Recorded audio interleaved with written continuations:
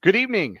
Dan Lucero from 580 Sports Talk with you for a Chiefs instant reaction, the final one of the 2023 regular season. If you watched all of that one, you're a real diehard, and you were rewarded in the end with a Chiefs victory, a last-minute field goal by Harrison Butker providing the winning points as the Chiefs defeat the Los Angeles Chargers 13-12 to go to the playoffs on a winning note. The Chiefs wrap up the regular season 11-6, send the Chargers into an offseason of uncertainty with a 5-12 record. We'll see if Brendan Dworzynski will join us in a bit. Perhaps he will, perhaps he won't.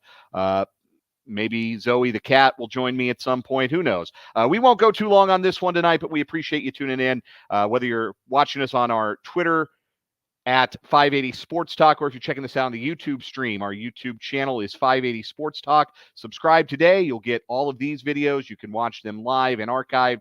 Feel free to drop a comment into the Twitter stream or into the YouTube live chat. Love to hear from you and get your reaction to a Chiefs victory. It certainly wasn't pretty. 13-12 kind of tells the story. And again, there is not much to be said about this one that is really relevant to what will happen to the Chiefs next week. And we'll try and parse out the things that maybe do mean something for the short and for the long term for the Chiefs. They got the win. They had to come from behind to do it. A comeback drive led by Blaine Gabbert, doing it with his legs, a couple of big scrambles on what ended up being the game-winning drive for the career backup, and some good experience for Gabbert.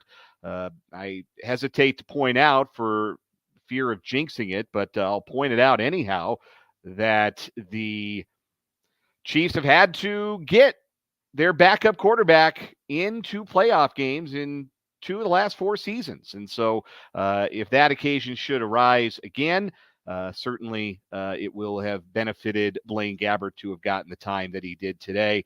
His top target was Mecole Hardman, and though he did drop 2 passes because he's a Chiefs wide receiver, he also caught 6 of them for 77 yards and looked good, looked like he could potentially be a part of this passing offense moving into the playoffs. Brendan Dworzynski's going to join us.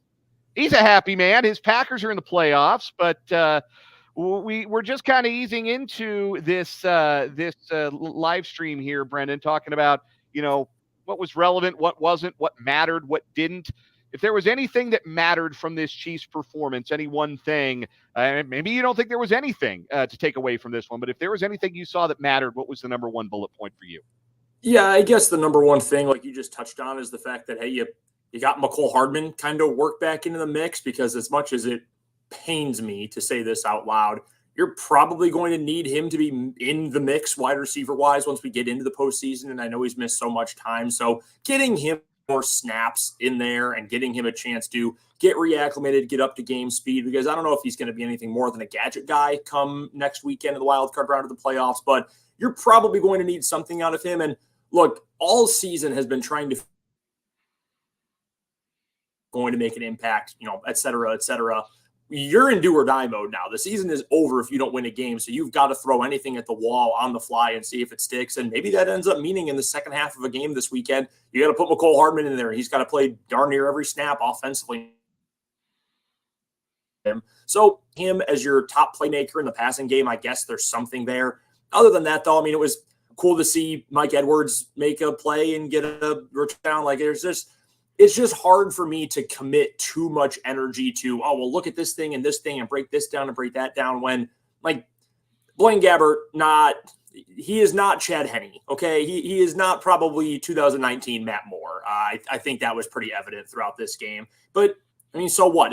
Similar to in the past, and I guess a couple of times the Chiefs have had a situation where, well, Mahomes went down and you did have to go to a backup. We remember the Henne thing as possible game a couple of years ago. But generally speaking, Mahomes goes down. We all know the Howard Mudd quote at this point about not practicing for screwed. So in the long run, I don't think you can take a whole lot from this game. It was good to see the Chiefs play tough. It was good to see them win. It was nice to see the defense make plays, even in a game that didn't mean a whole lot, and even against a guy like Easton Stick, who's clearly not a long-term quarterback option in the NFL. But I don't know. I hate saying it because we haven't seen as many Chiefs wins as we're used to, which is such a spoil for this franchise in recent. I don't know. It's a game that we wrote off, that I certainly wrote off, that a lot of the fan base did. So it's hard for me to get too jacked about a game where it didn't really mean anything and nobody of any consequence was playing except for Chris Jones. And the whole team was super fired up about him getting that sack. So at least he's got that working for him. Yeah, that was probably the most fun thing, for lack of a better way to put it, that happened in this game. And it took longer than I think anyone would have liked, and certainly had some people nervous and had some people wondering, all right, man, just cut him a check on the sideline or cut him a check at halftime, get him off the field. The risk is not worth the reward here. I mean, it is for Chris Jones. He had $1.25 million on the line if he got half of a sack in this game, but was the risk worth it for the Chiefs? Probably not. At the end of the day, though, everybody got what they wanted. Jones got his sack. He gets his $1.25 million that his agents cost him by advising him to hold out in the first place. But we've already done that conversation ad nauseum, goodness knows. But he got the sack, and it was a cool moment because you could tell how much that meant, obviously, to Jones. I mean, you tell me I do one thing and it's worth $1.25 million. That's exactly how excited I'm going to be. I'm going to react the same way Chris Jones did. But to see his teammates react the way he did, Mahomes out of uniform running onto the field to celebrate with him, the offensive players, doing this. I saw Isaiah Pacheco doing this in his celebration. Karlaftis bear hugged him on the sideline.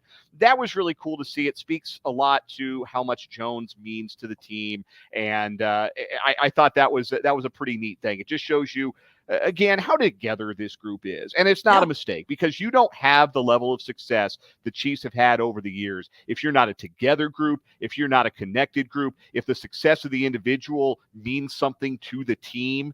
Those are the kinds of things that make winning organizations. So that was a pretty cool moment for Chris Jones and the Chiefs defense. Two other things I wanted to point out about the Chiefs, and you spoke to this, Brendan, that Mike Edwards did have the fumble return for a touchdown. A turnover forcing play that flipped the field and resulted in points. That's what's been missing for the Chiefs defense. They've been outstanding in every capacity except for their ability to, or I guess inability, to create that turnover, create that big defensive splash play that either results directly in points or gives the offense an easier opportunity at points. They haven't been able to do that much this year. So the fact that they did it, and I know it's against Easton Stick and not an elite NFL offense, but it was two guys that they're going to lean on in the postseason. It was Charles Omenihu staying with the play, reaching out to strip the ball, and Mike Edwards with the run for the score. That's something to build on for this defense, because that's the one thing. If this defense is going to do that, if they're going to make a big field flipping play each game in the playoffs, that's part of the formula that sees the Chiefs go back to the Super Bowl. Yeah, no, you're absolutely. And I think that the togetherness and that there is value to that, especially in a year that has been, I mean, really from a big picture perspective outside of our average, what has been the number one story about this Chiefs season, right? It's number one, the receivers stink. We know that. But number two, the lasting memory for a lot of people, because, humans have, memory of a goldfish at this day and age. You remember Mahomes freaking out and the frustration, and you remember the images of Kelsey throwing his helmet and things like that. And sure, Taylor Swift probably is in the mix too. But in terms of the actual football, it's the frustration. It is the things that have team that haven't in the past bothered this team to the same degree. Those are the things that stand out. And to see the togetherness, to see this group supporting each other, that they're not wasn't just phoning it in. But I do think the Chiefs were trying to win this game. The guys who are out on the field, their teammates wanted to see them win, wanted to see them succeed, obviously wanted to see them hit their incentive bonuses as well in this game. So I think there was value to that. One other thing, too, I want to add just really quickly, and I know how much can you take away from this? You had a referee crew that probably just wanted to get through the game and see everyone be healthy and not be on TV a whole bunch. You had two teams that were just trying to either get on to Cancun healthy into the playoffs as best as they. I know there were 57 yards marked off on penalties against the Chiefs, just 3 penalties in the game. And that's for a team that coming into today, averaging 0.8 per game on the season. So I know you can only say so much about it, but this team has to win on the margins more so than they have had to in the past because of their deficiencies offensively in a couple of different areas of varying sizes. So going into the playoffs in a game where you did play a crisp game against a team where it's easy to commit a lot of penalties against a bad team because they're bad. And you don't always know what to expect against them. And how are you supposed to know how to play ball by Easton Stick, right? Like there's always different variables that come into play. Chiefs played a mostly clean game. Again, I know it was a lot of penalty yardage, but to only be flagged 3 times, I think there is much, but there is some sort of vet for a team that has been flagged quite a few times this season, almost twice as often as they were flagged in this game. So if you want to pull positives, you take the intangible stuff like the togetherness, the teamwork, you pull out the fact that, hey, they did not get penalized a whole lot in the game. It didn't mean a whole lot, but I think there is certainly a way you could spin this into a positive going into next weekend.